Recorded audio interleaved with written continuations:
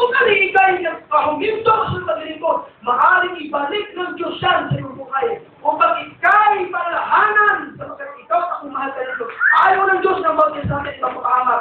Ang sumpang yan at abang sa buhay ng bawat sa atin, nung hindi ka tayo nanampalataya, maaaring ibalik ng Diyos yan sa buhay mo upang ikay lubusan ito ng Diyos. Mga kapatid ko, sapagkat bakit? Anong sabi?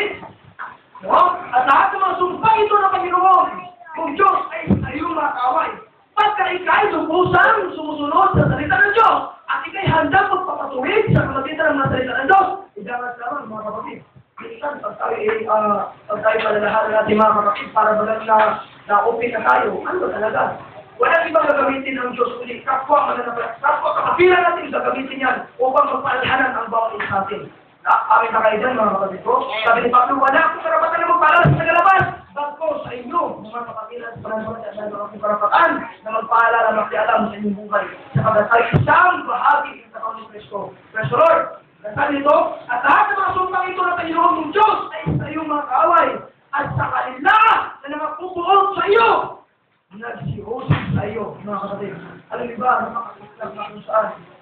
Hindi may tago ang mahula ang nakasulat sa Biblia. Darating ang panahon, mga kapatid ko, na maging ang kasambahayan, maging ang sambahayan ay mga takwaan, ano ba yun, ano? Bawat kapatid, magkalaban-laban, mga kapatid ko. Maging sa kapatiran sa pananampalataya, magkalaban-laban, magkapagkitagilan. Karoon yung magtakwaan, ikaila ang kanyang kapwa, mananampalataya. So darating ang mga panay, ang sabi dito, natatasila na kung saan pagka ikaw pala ay napuhot sa iyong kapwa, mananampalataya. Yung sumpang yan, mga kapatid ko. So, I hope na bawat isa atin ay hindi tayo nakakapuutan ng mga damdamin, ng mga puso, ng bawat isa atin sa tagat. Alam natin na tayo, bawat sa atin ay magkakapatid tayo kay Kristo. Oo, kung mayroong mga gano'n, mga laman, panglaman lang yan mga kapatid ko, na hindi natin intindihan, na misinterpret natin ang salita ng Diyos mga kapatid ko. So, delikado, sapagkat ang sumpa ng Panginoon ay nasabang. At ikaw ay babalik at susunod sa tinig ng Panginoon. At iyong gagawin ang lahat ng kanyang mga utos na aming inuutos sa iyo sa araw na ito. Sa lumang tipan, mayroong utos ang Diyos na binigay sa pamagitan ng Moses. At sa ating kapanahonan, mayroong ding utos ang Diyos para sa mga lumyang hintil, mga kapatid ko, sa huling kapanahonan ito. At siguro napakinggan nyo na, narinig na ang mga utos, ang mga dapat natin gawin para sa ikapagsasakdan ng ating pamilya, para sa ikapagsasakdan ng bawat isa ating mga kapatid ko. So dapat lamang tayo mga katulong sa pakikinig, pag-aaral ng salita ng Diyos, sapagkat kung tayo rin ito, mga kapatid, habang-habang ang bawat isa ating sapagkat ang sumpa ay nakaabang yan mga kapatid ko. Sapagkat bawat pagsuway sa pamagitan ng salita ng Diyos, may karampatang kaparusahan yan mga kapatid. Amin na kayo yan mga kapatid ko. Diba? So, marami ng gawain na hindi natin natunan, isang pagsuway yan at patunay na ang ating mga puso ay hindi pa lubusang masulit. Bakit? Inuuna pa natin yung paghahanap buhay sapagkat walang kakainin ng ating mga pamilya. No? Ipinariba natin yung gawain ng Panginoon upang maghanap buhay tayo para ipakain sa ating pamilya. Pero ano ba talaga kami? Ano ba talaga ang plano ng ano ba talaga ang pagkatawag mo, kapatid ko? Na lalaki at babae sa kaming Diyos. Ano ba ang pagkatawag mo? At ano ba talaga ang obligasyon mo sa paglilingkod sa Panginoon? Chapter 10 ang Deuteronomy, mga kapatid, verse 16. Chapter 10, verse 16. Tuloyin nga ninyo ang balat ng inyong puso. Balat. Mayroon tayong tatlong kategori, mga kapatid. Body, soul, and spirit. Yung balat yan, yung body. Yung sa kanlabas, mga kapatid ko. Susunod. Kailangan matuloy sapagkat nandyan ang lahat ng bakahan, mga kapatid ko. Sa kaman. Grabe, mga kapatid ko. Yan sabi dito, tuloyin nga ninyo ang balat ng inyong puso at huwag ninyong papagmatigasin ang inyong ulo. Taas dito ang mga kamay na matitigas ang ulo. Gusto Lord, bakit wala nang taas? Palagay nyo ba, hindi matitigas ang inyong ulo, mga kapatid ko? No, matitigas ang ating mga ulo. Sabagat kung hindi matigas ang ulo mo at ulo ko, sumusunod sana tayo sa kautusan ng Diyos. Pero marami tayong ini-ignore, mga kapatid ko, sa pamagitan Isang patuloy lamang yan na matigas ang ating mga ulo. Now, paano nga tayo iligtas kung matigas ang ating mga ulo? Sabi ko nga kanina, handa ka tayo ng patuloy. Kung handa tayo, tanggapin nyo sa dito ito. Lahat tayo ay matigas ang ulo, mga kapatid ko. So, binusan ito na tayo noon sa matitigas sa ating mga ulo. Sapagkat, naku, may gawain sa Carolina. Kabahagi ako niya. May gawain sa lahat ng mga gawain. Inisapuin na natin yung mga kapatid ko. At sabi ko nga, bawat pagsuway sa salita ng Diyos, may nakaabang na kaparusahan yan. At akala nyo ba, ganun-ganun lang yan. Ayaw din sa gusto, darating ang panahon na yan.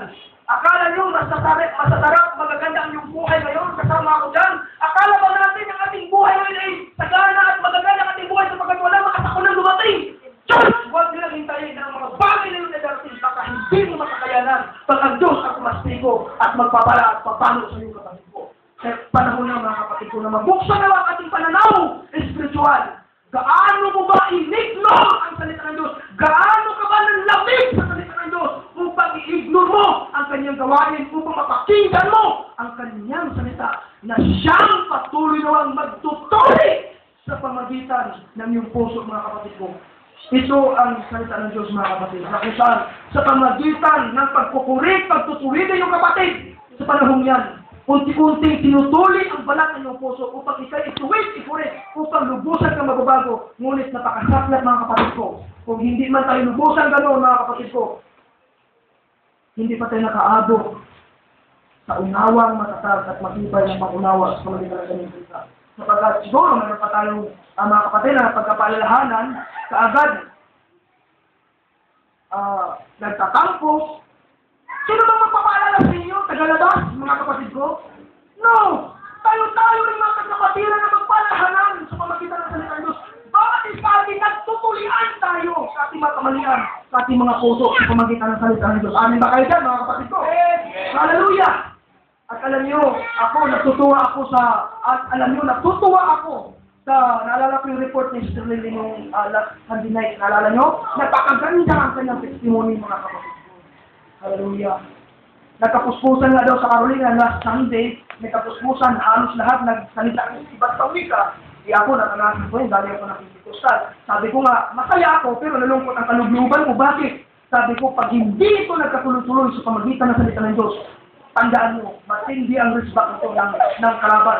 Sapagkat, Sir Lilin, alam nyo, Sir Lilin, pinagmalaki ko sa sarapan ng Diyos, mag-asawang yan. Bakit? Habang nagkapuspusan, ang ginawa natin kapatid, may kwento ko lang sabihin, habang nagkapuspusan, nag-sticking tang na mga kapiran, siya naman, discern niya, nakikita niya ang spiritong palutang-lutang sa ere na nakaabang. Eh siyempre, ang kapatid, napuspusan, siyempre, dumano yung banal na spirito, pangsamantala, hindi pang habang buhay yun, mga kapatid ko, take note, pangsamantala na yun. Nung magkapuspusan na, kitang-kita na natin kapatid ko, may discernment siya, mga kapatid ko. Nung mapuspus na isang kapatid, umalat yung dumistan kayong espiritu ng pagka-lukewarmness, mga kapatid ko.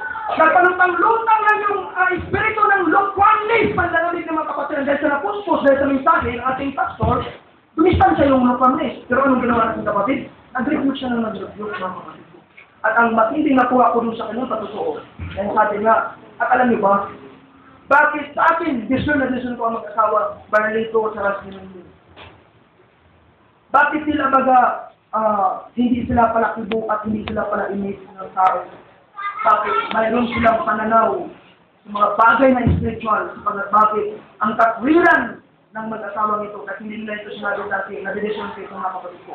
Ang katwiran ng mag-asawang ito, papansinin man kita at mag-uusap man tayo bilang kapatiran, kung buhay-buhay man lang ito, kumusta ang sa atin, wag na. Bakit? Ang sabi ni Sister Lilin, kausapin mo man lang yan ang taong niya, pero buhay-buhay. Pag nagkasalubong kayo, kumustahan, buhay-buhay niyo pinag-usapan. Yung tao na mahina, pinasahan mo pa siya ng higit na panghihinang mga salita.